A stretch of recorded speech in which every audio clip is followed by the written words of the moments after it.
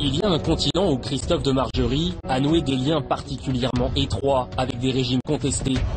C'est l'Afrique, sa chasse gardée. Nous sommes au Congo en 2008. Ce jour-là, le patron de Total inaugure une nouvelle plateforme. Cérémonie en grande pompe, aux côtés du président Sassou Nguesso, qui dirige le pays d'une main de fer. Le pétrole, une manne pour le Congo. Selon Christophe de Margerie, toute la population va en profiter. Pour eux, c'est un beau projet. Ils savent que ça va apporter des richesses à la ville, apporter des richesses, etc. Ils sont contents. Et vous êtes content? J'ai l'air triste. 6 ans plus tard, nous sommes revenus au Congo, à Pointe-Noire, la capitale du pétrole. Pour exploiter l'or noir, Total reverse chaque année au pays 3 milliards d'euros. C'est la moitié du budget congolais. Derrière le port, les quartiers propres, où vivent les expatriés. Mais Christian Munzeo veut nous montrer le vrai visage de sa ville. Il fait partie d'une association qui demande une meilleure répartition des richesses. Pour lui, Pointe-Noire, c'est surtout ça. Des routes défoncées, des décharges à ciel ouvert, des coupures d'eau et d'électricité quotidiennes. Dans ces bidonvilles, la moitié de la population vit avec moins de 2 $ par jour. Total fait du bénéfice dans un espace qui est totalement miséreux. Lorsqu'on fait du bénéfice du point de vue éthique, du point de vue moral, on devrait aussi directement ou indirectement contribuer à ce que l'environnement des citoyens qui vivent dans cet environnement change.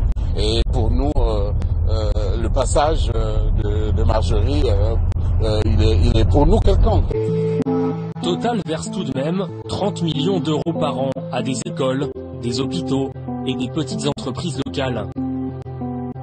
Implanté depuis les années 50 dans le pays, le groupe a aussi fait un investissement plus inattendu.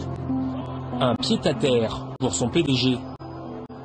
À 400 km de la capitale, nous arrivons à Oyo, un beau petit village, avec ses rues bien entretenues, son hôtel 5 étoiles désert, et même un aéroport flambant neuf, qui ne reçoit que 2 vols par semaine. Ce village modèle, c'est celui de son Excellence, Denis Sassou Nguesso. C'est ici que se traitent les plus gros contrats du pays. Dans son jet privé, Serge Mouilly est venu spécialement de Brazzaville pour nous faire visiter ce village qu'il a en partie rénové.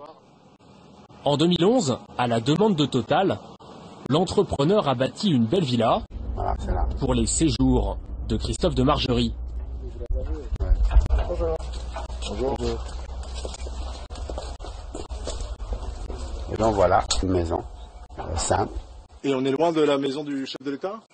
On peut avoir 1 kilomètre. Ah oui, donc il s'est quand même installé en voisin, on va dire. Oui, en voisin, tout à fait. Des relations de voisins, des relations de copains. Encore une fois, le patron de Total avait une façon bien à lui de faire des affaires. Non loin de là, le soir, au bord de la rivière, il partageait un bon whisky avec le président. La partie Oyo, c'était plus une partie, je dirais, des relations qu'ils avaient fraternelles, amicales, se passaient ici. Ils échangeaient sur quoi alors? Sur les grands sujets du moment, sur la vie, la nature. Le président est très attaché à la nature.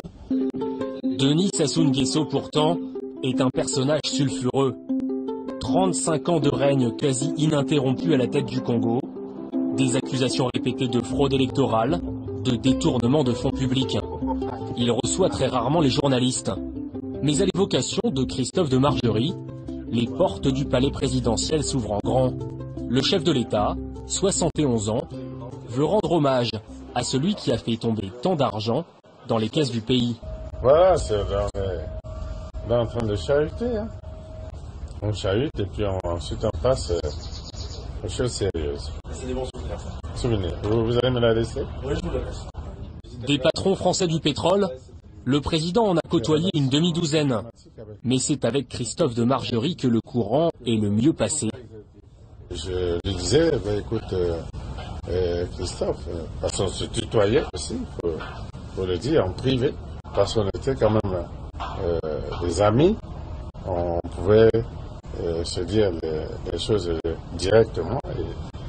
Et l'amitié se nourrissait de vérité aussi. Récemment, Christophe de Margerie lui avait offert un vieux whisky écossais. Les deux hommes avaient prévu de le déguster ici même, en évoquant l'avenir de Total et du Congo.